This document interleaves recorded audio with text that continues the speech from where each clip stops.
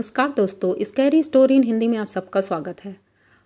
और आज की कहानी की तरफ बढ़ने से पहले आप सबको दशहरे की बहुत सारी बधाइयाँ और शुभकामनाएं।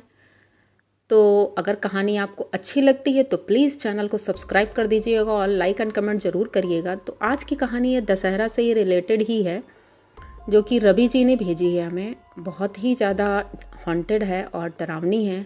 आई होप आप सबको पसंद आएगी। तो देर न करते हुए कहानी की तरफ बढ़ते हैं हम। 4 दोस्त थे, रवि, मुकेश, नितिन और सूरज। ये चारों बेस्ट फ्रेंड थे और अभी 12th क्लास में ही पढ़ रहे थे चारों। तो दशहरा का दिन था और रवि अपने मम्मी पापा से बोलता है कि पापा, हमें दशहरा का मेला देखना है और प्लीज़ मुझे जाने दो, मैं अपने दोस्तों के साथ जा रहा हूँ, अकेला नहीं जाऊँगा। तो उनके पापा बोलते हैं ठीक है, जो हमारे पास में ही मार्केट में जो ग्राउंड है उसमें दशहरा का मेला लगा हुआ है, रावण वहीं जलेगा, तो तुम सब लोग वहीं पर जाकर देख लो जाके। तो वो पापा से बोल देता हाँ हाँ ठीक है पापा, हम वहीं जाएंगे। और वो हमारे घर से 2 किलोमीटर दूर था। तो पापा से रवि ने बोला पापा क्या मैं गाड़ी ले सकता हूँ? गाड़ी का मतलब 4 व्हीलर। तो पापा बोलते हैं 4 व्हीलर क्या करोगे, पास में ही तो है। तो वो बोलता है नहीं पापा, वहाँ इतनी भीड़ होती है ना, बाइक से जाएंगे तो प्रॉब्लम होगी, क्योंकि बाइक कहाँ लगाएंगे चारों लोग। ऐसे है, कार को एक साइड में लगा के हम लोग पैदल ही घूम लेंगे, फिर सब लोग सामान खरीदेंगे तो वो भी रखना होगा, थोड़ा सा शॉपिंग कर लेंगे मेला में। तो वो बोलते हैं ठीक है, वैसे भी पास में ही तो जाना है, चलो बच्चे जिद कर रहे हैं, आज त्यौहार का दिन है, इनको दुखी नहीं करते हैं। बोलते हैं ठीक है जाओ, लेकिन जल्दी आ जाना। और उस समय 8 बज रहा था, तो उन्होंने सोचा कि 9 बजे तक रावण दहन हो जाएगा, उसके बाद ये लोग 10 बजे, 9:30, 10 बजे तक आ जाएंगे। ऐसा बोल करके रवि घर से निकलता है और उसके फ्रेंड भी आ जाते हैं।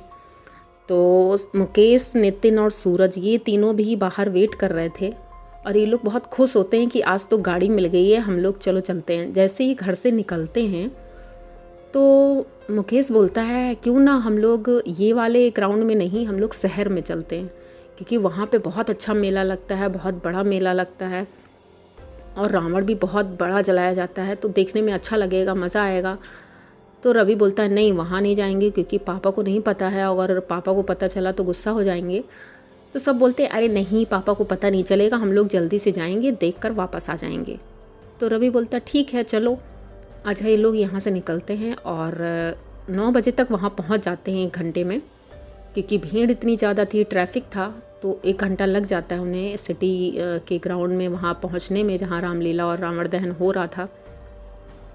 वहाँ जाते हैं, अच्छे से एंजॉय करते हैं। इनको टाइम का बिल्कुल पता ही नहीं चलता है कि कितना टाइम हो गया है। वो लोग रावण देखते हैं, मेला घूमते हैं, रामलीला देखते हैं, सब कुछ देखने में रात का वही 11:30 बज जाता है।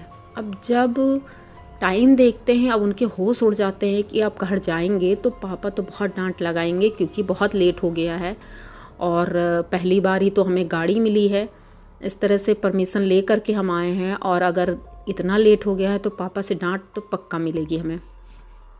चारों लोग वैसे ही बहुत घबरा रहे थे, लेकिन बोलते हैं कि चलो हम लोग अब यहाँ से निकलते हैं, अब बिल्कुल देर नहीं करेंगे। तो वहाँ से निकलते हैं, तो जैसे ही मेन रोड पर आते हैं वो, और अचानक ही उनकी गाड़ी के सामने एक बिल्ली गुजरती है और इनको पता नहीं चलता है, और वो बिल्ली इनकी गाड़ी के नीचे आ जाती है। जैसे ही इनको ये पता चलता है, वो एकदम से घबरा जाते हैं चारों के चारों, और अपनी गाड़ी बहुत तेज़ी से बढ़ाते हैं आगे, क्योंकि कहा जाता है कि बिल्ली का इस तरह से मरना अशुभ होता है। तो ये सोच कर के ये लोग बहुत ज़्यादा डर जाते हैं और गाड़ी अपनी बहुत स्पीड में बढ़ा देते हैं, और उस स्पीड में बढ़ाने के चक्कर में वो रोड को देखना भूल जाते हैं। और वहाँ एक चौराहा था, चौराहे के पास ऐसा कुछ रखा हुआ था, जैसे नींबू, नारियल, ये सारी चीज़ें रखी थी। इन लोगों ने ध्यान नहीं दिया और उसके ऊपर से गाड़ी क्रॉस हो गई। जैसे ही वो गाड़ी क्रॉस होती है, तब मुकेश देखता है पीछे कि रवि तुमने ध्यान नहीं दिया, देखो चौराहे पे कुछ पड़ा था। तो रवि बोलता अरे यार कुछ नहीं था, चलो हम लोग यहाँ से निकलते हैं, क्योंकि अब जल्दी से घर पहुँचना है, बहुत लेट हो गई है।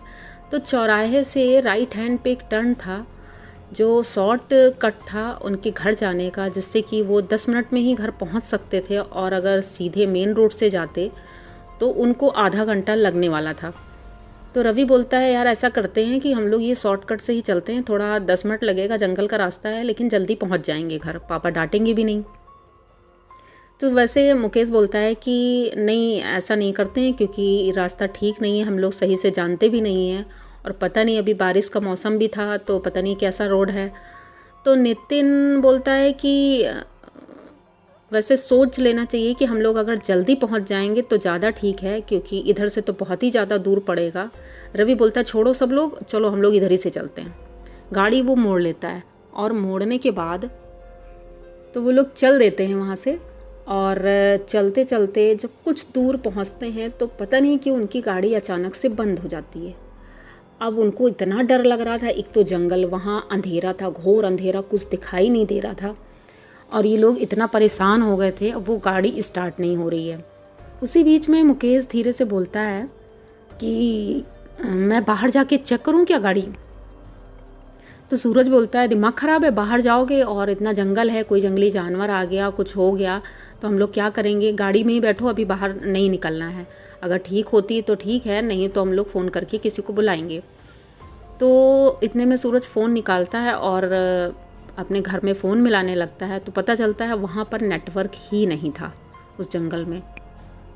वो शायद कैंट एरिया का एरिया पड़ जाता था तो उधर नेटवर्क नहीं आता था। अब ये लोग और परेशान होते हैं कि अब कोई प्रॉब्लम हुई तो यहाँ तो कोई आ भी नहीं सकता, हम लोग घर कैसे जाएंगे। तभी मुकेश बोलता है कि भगवान को बहुत मानता था तो वो हनुमान जी का नाम लेता है और बोलता है हनुमान जी हमारी रक्षा करो और हम अच्छे से घर पहुँच जाएँ, हमारी गाड़ी स्टार्ट हो जाए। तो सब बोलते हैं अब इसको भगवान याद आ रहे हैं।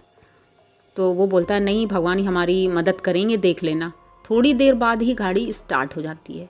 अब सब उसका फेस देख रहे होते हैं मुकेश का, और मुकेश भगवान को हाथ जोड़ता है और बोलता है चलो अब हम लोग चलते हैं।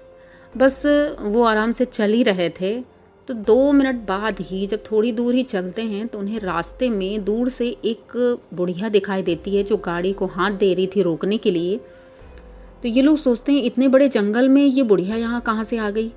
लेकिन अब ये बुढ़िया थी तो उन्होंने सोचा कि शायद हेल्प की ज़रूरत होगी, भाई बुज़ुर्ग है तो इसकी हेल्प करनी चाहिए। अभी तक इनके दिमाग में ऐसा कुछ भी नहीं आया था जिससे कोई डर ऐसा हो। इन्हें सिर्फ जंगली जानवरों का डर लग रहा था, लेकिन और किसी चीज़ का इनके अंदर कोई डर था ही नहीं। तो इन्होंने गाड़ी अपनी रोकी तो उनसे पूछा कि दादी क्या बात है, आपने गाड़ी क्यों रुकवाई। तो वो बोलती हैं कि बेटा मेरे पैर में चोट लग गई है, मैं शहर से दवाई लेकर आ रही हूँ, मेरे पति यहाँ पास में ही मेरा घर है और वहाँ पर बीमार हैं, वहाँ पड़े हुए हैं, तो क्या तुम मुझे वहाँ तक छोड़ दोगे, तुम्हारे पास गाड़ी है तो मुझे वहाँ तक छोड़ दो। तो वो बोलते हैं हाँ हाँ दादी क्यों नहीं, छोड़ देंगे हम लोग, तो आओ बैठ जाओ, वैसे तो ज़्यादा जगह नहीं लेकिन हाँ आप पीछे बैठ जाओ। तो पीछे वाली सीट में वो दादी बैठ जाती हैं। अब जैसे ही दादी बैठती हैं गाड़ी में, इतनी बुरी स्मेल आती है पूरी गाड़ी में, सबके सब मुंह घुमाने लगते हैं इधर उधर, लेकिन अब कुछ बोल नहीं सकते क्योंकि सोचते होंगे कि जंगल में रहती हैं, हो सकता नहाई धोई ना हो या ऐसा कुछ हो। ये सब सोच करके वो लोग सोचते हैं अरे थोड़ी दूर की ही तो बात है, चलो उनको बैठे रहने दो। पूरी गाड़ी जैसे सड़ गई हो ऐसी बदबू आ रही थी। तब तक उनका घर आ जाता है और वो बोलती हैं कि यहीं पर गाड़ी रोक दो बेटा, ये मेरा सामने घर है और मैं चलती हूँ, धन्यवाद। ऐसा बोलती हैं तो वो लोग एक बारी देखते हैं कि बेचारी दादी ये घर तक कैसे जाएंगी। तो कहते हैं रुको दादी, मैं एकदम घर तक गाड़ी छोड़ देता हूँ, आपके पैर में चोट है। तो वो गाड़ी उनके एकदम दरवाजे पर ले जाते हैं, वहाँ उनको उतार देते हैं और दादी उतर करके घर के अंदर जाती हैं। ये चारों लोग देख रहे थे। तब तक रवि बोलता है कि चलो अगर यहाँ तक हम लोग आ ही गए हैं तो एक बार दादाजी को देख लेते हैं कि हो सकता है इन्हें हॉस्पिटल ले जाना हो या कोई और प्रॉब्लम हो तो हम लोग हेल्प कर सकते हैं। तो चारों लोग उतरते हैं, लेकिन वहाँ रवि और सूरज ही जाते हैं। नितिन और मुकेश ये लोग वहीं गाड़ी के पास खड़े रहते हैं और रवि और सूरज अंदर जाते हैं। दादी के जाने के वही 1 मिनट बाद ही ये पीछे से पहुँच जाते हैं। और जैसे ही अंदर जाते हैं तो उन्होंने बल्कि देखा था कि दादी अंदर जा रही हैं, और ज़्यादा बड़ा कोई घर भी नहीं था, एक कमरा था और एक किचन था और वहीं वॉशरूम था एक। तो जैसे ही वो अंदर जाते हैं देखते हैं घर में कोई भी नहीं है। अब उसका दिमाग ख़राब होता है एकदम से कि घर में कोई नहीं, ऐसा कैसे हो सकता है। अभी हमने देखा है दादी अंदर आई थी और अंदर से घर ऐसा लग रहा था जैसे वहाँ सालों से कोई आया ही नहीं है। इतने मकड़ी के जाले और मटकी टूटी हुई, किचन भी टूटा, पलंग था नहीं, मतलब बहुत अजीब सा माहौल था। अब रवि और सूरज को थोड़ा थोड़ा डर लगना शुरू हुआ, क्योंकि उन्हें लगा कि जब मैंने देखा है कि दादी अंदर आई थी तो अंदर होना चाहिए किसी ना किसी को। अब उनकी हिम्मत नहीं हो रही थी कि मैं थोड़ा और देखूँ, यहाँ पर कुछ देखूँ। उन्हें सोचा कि अब यहाँ से हमें भागना चाहिए। सूरज से बोलता है रवि कि भागो यहाँ से बहुत जल्दी। जैसे ही भागने के लिए पीछे मुड़ते हैं, अचानक उनको एक बड़ी सी परछाई दिखती है, बहुत बड़ी सी, जो दरवाजे के ठीक सामने खड़ी हुई थी। ये उसको देखते हैं और देखने के बाद वो 2 मिनट के अंदर ही गायब हो जाती है, 2 सेकंड के अंदर ही गायब होती है। अब वो लोग इतना ध्यान से देख नहीं पाते हैं, लेकिन उन्हें एहसास होता है कि यहाँ पर कोई था। वो लोग भागना शुरू करते हैं वहाँ से। अपनी गाड़ी के पास पहुँचते हैं तो नितिन और मुकेश ये लोग गाड़ी से थोड़ा दूर एक पेड़ के नीचे खड़े थे और बात कर रहे थे, मोबाइल में कुछ देख रहे होंगे अपना कुछ। तो ये लोग दौड़ के गाड़ी के पास पहुँचते हैं, उन दोनों को आवाज़ देते हैं कि चलो यार अब यहाँ से भागो बहुत जल्दी से। तो जैसे ये गाड़ी खोलते हैं तो देखते हैं कि वो दादी और बाबा जो उनके हस्बैंड थे वो दोनों पीछे वाली सीट पर बैठे हैं। अब ये देख करके चारों के तो होश उड़ जाते हैं एकदम, क्योंकि वो इतना अजीब सा चेहरा था उनका, इतना भयानक और इतनी तेज़ी से बुरी वाली हंसी वो हंस रहे थे दोनों। ये लोग ये देख करके बहुत ज़्यादा डर जाते हैं और परेशान हो जाते हैं कि अब ये गाड़ी में तो हम लोग नहीं जा सकते हैं, क्योंकि ये लोग अंदर बैठे हैं, कुछ भी हो सकता है हमारे साथ। जैसे ही ये लोग सोचते हैं एक बारी कि हम लोग कुछ करते हैं कि गाड़ी बंद कर देते हैं या चाबी ले लें, अंदर मोबाइल भी पड़ा हुआ था, सोचते हैं, लेकिन उनकी हिम्मत नहीं हुई कि वहाँ तक जा पाएँ। और वहाँ से रवि बोलता है अब हम लोग को यहाँ से भागना चाहिए। चारों के चारों ऐसे भागना शुरू करते हैं और पीछे से वो जो दादी थी और वो बूढ़े दादाजी थे वो उन्हें चिल्ला चिल्ला के बुला रहे होते हैं कि रुक जाओ रुक जाओ रुक जाओ, लेकिन ये लोग बिल्कुल नहीं सुनते हैं वहाँ से, क्योंकि बोलते हैं जब कोई इस तरह से बुलाता है तो रुकना नहीं चाहिए और पीछे मुड़ के तो बिल्कुल नहीं देखना चाहिए। ये लोग वहाँ से भागना शुरू करते हैं और वो दोनों पीछे से बोलते ही रहते हैं रुक जाओ, यहाँ आओ यहाँ आओ। और ये लोग भागते रहते हैं, भागते, जैसे वो कहावत नहीं है कि भागो भूत आया, वही हाल होता है। ये लोग भागते भागते वहाँ से 1.5 किलोमीटर दूर इनका घर था जहाँ इनकी गली थी।